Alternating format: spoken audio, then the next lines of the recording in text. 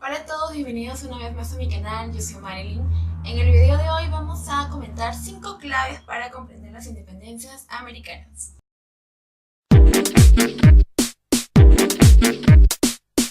Bien, las 5 claves para comprender la independencia que voy a recomendarles aquí son claves que yo considero necesarias o puntuales cuando vamos a estudiar o tratar de leer algo sobre independencia.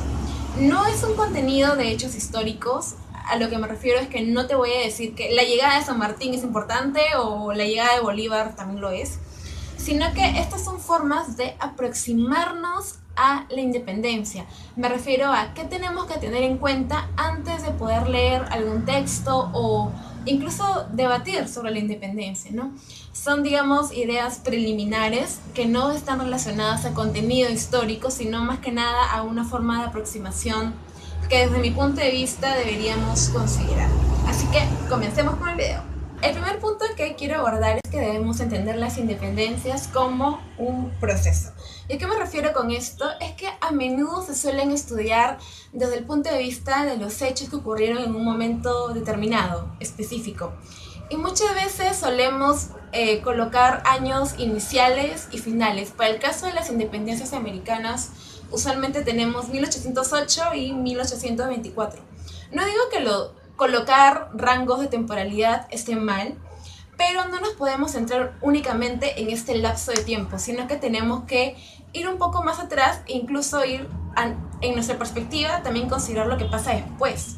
Entonces, no es que de la nada, entre 1808 y 1824, surgió el germen de la independencia. No, sino que desde antes ya estaban ocurriendo cosas en esta parte del continente y también en la otra parte, que vendría a ser Europa. Entonces, el intercambio de sucesos entre lo que sucede aquí en América y lo que sucede en Europa es lo que al fin y al cabo vendría a ser un proceso que implica una situación de larga duración, más que concentrarnos en un periodo chiquito y específico como podría ser este rango que acabo de mencionar. Entonces, ver las independencias como un proceso creo que es una visión que deberíamos considerar al momento de estudiar las independencias. El siguiente punto que quisiera desarrollar está muy ligado al primero, de hecho, y es que tenemos que considerar tanto lo que sucede en territorios americanos como lo que sucede en Europa.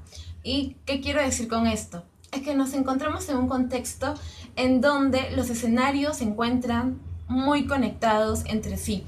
Sobre todo América del Sur, vamos a llamarlo así, o territorios americanos entre sí, porque recordemos que el germen de la independencia no solamente está presente en un virreinato, en una colonia, sino que está presente en varios. Está presente aquí, en el Virreinato del Perú, en el Río de la Plata, en Nueva Granada. Entonces, digamos que hay una convergencia de ideas respecto a este tema. Y por otro lado, los territorios también se mantienen conectados con Europa, específicamente con la metrópoli española, porque todavía son parte del imperio, digamos, todavía son colonias. Entonces, en ese sentido, lo que trato de decir es que de lo que sucede en un territorio afecta de una u otra forma a otros territorios más. Lo que pasa en Europa tiene muchísimas consecuencias evidentes aquí en América, así como que lo que sucede aquí en Perú repercute de una u otra forma en México, en Chile, por ejemplo. Entonces sí, los escenarios en este contexto están muy conectados. La siguiente clave para comprender las independencias americanas es que debemos evitar los estereotipos y los nacionalismos. Y aquí sí me quiero detener en este tema porque creo que genera todavía muchas suspicacias al momento de conversar o debatir sobre la independencia. Respecto al primer punto de evitar los estereotipos, ¿a qué me refiero con esto? Pues básicamente que no todos los americanos querían la independencia, ni todos los europeos querían detenerla. Y resalto la palabra europeos porque en este proceso no solo están involucrados españoles, como digamos símbolo de la corona española, sino que también hay gente de otras nacionalidades como ingleses, franceses.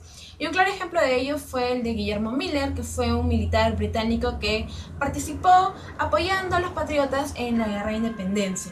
Entonces, lo que quisiera resaltar sobre todo en este tema es que era muy común que en un momento gente apoyara a los, no sé, a los realistas, al ejército español, y luego cambiaran de idea o cambiaran de postura y se pasaran al bando de los patriotas. Era algo súper común encontrarnos con ese tipo de situaciones. Otro ejemplo podría ser el de Andrés de Santa Cruz, que en un inicio, digamos, peleó en el ejército realista y posteriormente en el bando patriota. Y Santa Cruz era un americano peleando inicialmente en en el ejército español.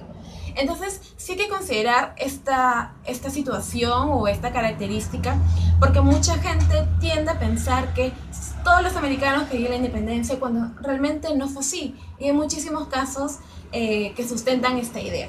Respecto al segundo punto, que era evitar los nacionalismos, yo todavía siento que hay mucha confusión respecto a ese tema, porque tendemos, o bueno, la gente tiende a utilizar categorías del presente para estudiar el pasado, cuando eso digamos que no es lo más viable. Mucha gente tiene la idea de Perú como un país independiente con límites específicos, al igual que Bolivia, Chile o Argentina, y creen que, digamos, cada virreinato defendió su país con su propia gente y todo ello, cuando en realidad no fue tanto así, ¿no? Porque hay tropas chilenas peleando a favor de la independencia, por ejemplo, de Perú.